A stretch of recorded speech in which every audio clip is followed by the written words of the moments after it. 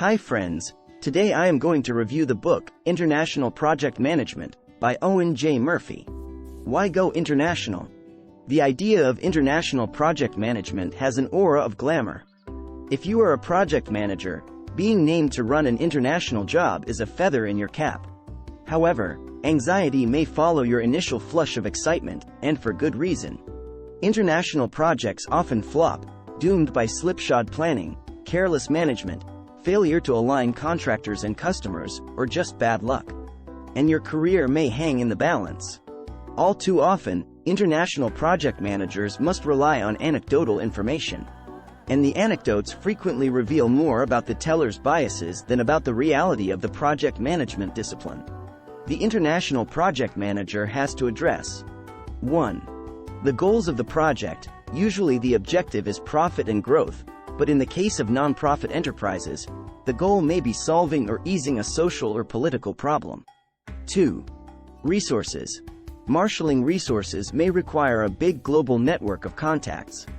3. Cultural differences.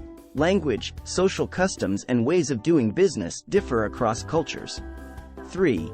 Because socializing can be crucial to business, the international project manager must understand and develop a level of comfort with the local culture. 4.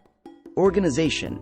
Managing a project team requires understanding cultural differences and idiosyncrasies, as well as having all the right skills and tools. 5. Financial controls. Financial discipline is essential to staying on budget. 6. Risk management. As the project manager, you must identify, analyze, assess and prioritize risks before you can implement appropriate risk mitigation strategies. 7. Ancillary activities. The project manager may have responsibilities beyond the project itself, such as transportation, lodging and administration. 8. Final acceptance. As project manager, you are responsible for the project until the customer signs off on it. 8. International projects change often, making costs increase. Why leave home? Companies justify international expansion for 4 basic reasons. Profit opportunity.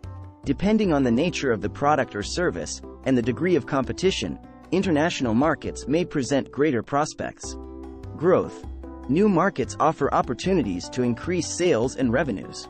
Sometimes the growth potential outweighs the immediate profit potential. Reduce volatility. Business cycles occur in every industry and market, but countries are rarely at the same place in the business cycle. By expanding internationally, a company can reduce its exposure to its domestic business cycle. Extend the economic life of products. Markets differ in their maturity and technology, so products that may be nearly obsolete in one market can find wide acceptance in others. The overseas difference. International business takes commitment. Many firms err by treating the international market as sort of peripheral to their domestic activities. International business managers must maintain their composure, despite attitudes and customs that initially seem strange, particularly regarding 1. Gender. Some countries, especially in Asia and the Middle East, present cultural obstacles to female managers. 1. Some female bosses send male staffers to represent them at functions where it would be awkward for them to be present. 1. When this is impractical, consult local experts about appropriate attire and etiquette. 2. Age. Some countries place a great deal of emphasis on age. 2. In such cultures, older staff members should represent the firm to local senior managers.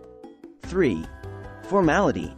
Few countries are as informal as the U.S. Thoughtless informality may connote rudeness, so follow protocol. 3.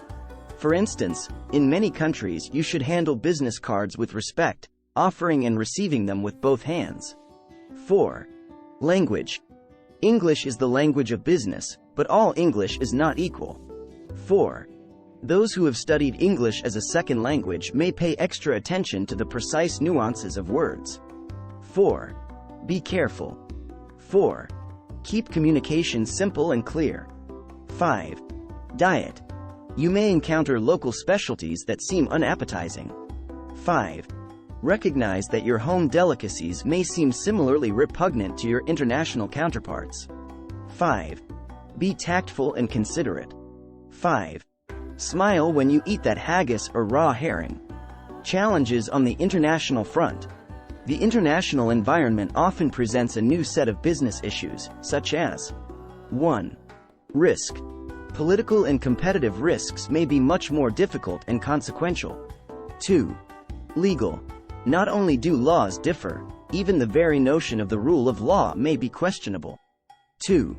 The International Chamber of Commerce has codified contract terms, somewhat reducing the risk of misinterpretation. 3. Labor. Some countries customarily offer better job protection, more holidays and other labor benefits that will increase operating costs. 4. Time. Your home office may operate many hours earlier or later than your worksite. 5. Currency. Exchange rate fluctuations will affect businesses operating internationally. 5. Try to become familiar with currency hedging strategies. 6. Product adaptation. Match product design, packaging and marketing to local needs. 7. Administration. Expect higher travel and communication costs. 8. Terms of payment. Expect your counterparts to be quite knowledgeable about contract terms, and willing to take advantage of any opportunity to delay payments, if they can. 8. Consider reducing your risk by using bank instruments, such as letters of credit. 9. Export licensing. Some items, such as high-tech goods, may require export licenses. Laying the foundation. Managing an international project calls for a detailed project plan, including 1. Profile the project. Define clearly what is and what is not part of the job. 2. Marketing analysis. Outline the marketing objectives, strategies, tools and techniques. 2. Emphasize customer benefits. Assess your threats and opportunities. 3. Competitive analysis. Use only legal methods to gather intelligence about your competitors. Possession of illegally acquired data can expose you to serious liability.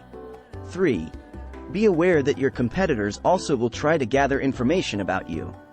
4. Project requirements. Outline the timing, milestones, budgets, and resources. 5. Human resource requirements. Define needed skills. Assess available workers. 6. Financial information. Show a financial baseline and your investment case. The staff and the organizational chart. Staffing and organizing an international project is a 6-step process. Create the work breakdown structure. The fundamental WBS document details the project requirements and the deliverables at every stage. It dissects systems, subsystems, and component elements.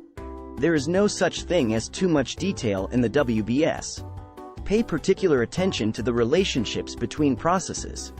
Draft specifications include a general introduction, references and sources of data, technical details, logistics, a glossary, and cross-references. Produce a statement of work. The SOW assigns responsibility for discrete tasks to teams and team members. This helps prevent stealthy cost hikes. Assemble the integrated master plan. The IMP provides an overall explanation of the project, how it will evolve, who will be responsible for what and exceptions from standard operating procedure. A PERT, project evaluation and review technique, chart can express the IMP graphically. Draw the integrated master schedule. This shows the timing, deadlines, and durations of project activities. Use it to keep work on track. Line up your staff. List the skills the project requires. Recruit the right personnel. Provide workspaces, and include a room to store and display your project documents. Financial controls. An international project's financial controls should include the appropriate metrics, a communication plan, and a process for assessing the relative importance of variables, incentives, and disincentives. The purpose of the financial control system is to ensure that the project proceeds on time, on budget, and to the satisfaction of the customer. As project manager, pay particular attention to controlling variances that affect the project schedule or cost. Your best assessment tools include a Schedule Performance Index and a Cost Performance Index. Both compare the budgeted cost of work performed to actual costs and results. Managing risk. Risk management has 4 components. Risk identification. You may learn about a risk in meetings, reviews, or informal conversations. Once identified, the risk should be logged, named, and defined. Risk assessment and prioritization. Have the company's risk management board review the information about risk, request more information if necessary, assess the implications of project risks in terms of costs or schedule, and rank risks by priority. Mitigation of risk. Mitigation measures may include fallback suppliers, contingency plans, workarounds, or other steps. The nature of mitigation depends on the severity of the risk and the probability of the adverse outcome actually happening. Risk tracking and reporting. Monitor risk on an ongoing basis to keep management informed and ensure that risk intelligence is up to date. Measurement and management. Six Sigma is a method for continuous quality improvement that establishes teams with defined roles that work toward specific quality goals. It is a disciplined, collaborative, customer-focused process that gives management data about production quality as a basis for action. Perfection is its goal, but it does not penalize failure. Some errors may lead to ultimate success. Dealing with offsets. International project managers may encounter offset plans that are designed to conserve currency and, in some cases, encourage technology transfers.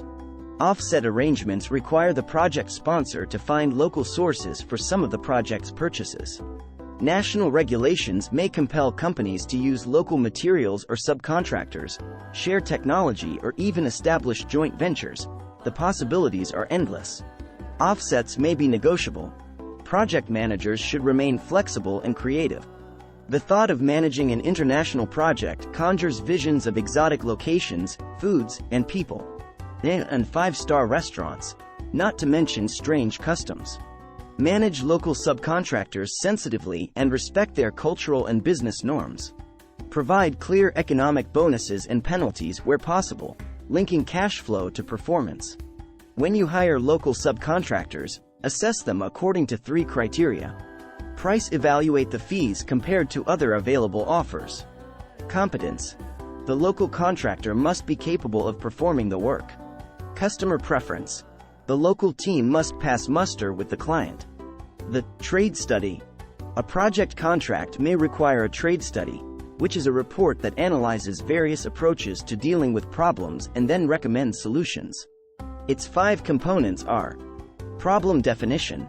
Describe the problem clearly, specifically, and accurately. Phrase the problem as a question. Relevant facts. To avoid clutter, offer only facts directly connected to the issue. Statement of assumptions. Your assumptions should be relevant and well-defined. Actions to be considered. Establish the options that can bring about a resolution. Conclusion. Sum up the study's main points and recommend follow-up actions. Not too long ago, the people of Southeast Asia thought the idea of drinking milk from an animal that was disgusting, although we consider it perfectly normal, tasty, and healthy. The same is true of many dishes throughout the world. Beware of creeping requirements or additional costs in the project's final phase. Remember, it's not over until it's over. You must manage your international project until the customer accepts it. Takeaways. 1. Companies expand into international projects for many reasons, primarily to grow and to increase profits. 2. Cultures vary from country to country. Ignoring cultural mores can undermine your project. 3. Learn your host country's customs concerning gender, age, formality, and even cuisine. 4. Business and political risks merit careful management. 4. Identify, prioritize, and mitigate all your risks. 5. International projects require managerial commitment, flexibility, and diligence. 6. Formulating a detailed game plan is a basic step in developing an overseas project. 7. Break the project down into its component parts to identify the expertise and activities necessary to bring it to fruition. 8. Be aware of wrinkles with unfamiliar laws, currencies, labor policies, and the like. 9. Financial controls provide an effective management system. 10. To improve a process, you need appropriate metrics. 10. When working abroad, monitor steadily. If you enjoy our content and would like to stay updated with our latest videos, Please like, share and consider subscribing to our YouTube channel. Your support means a lot to us.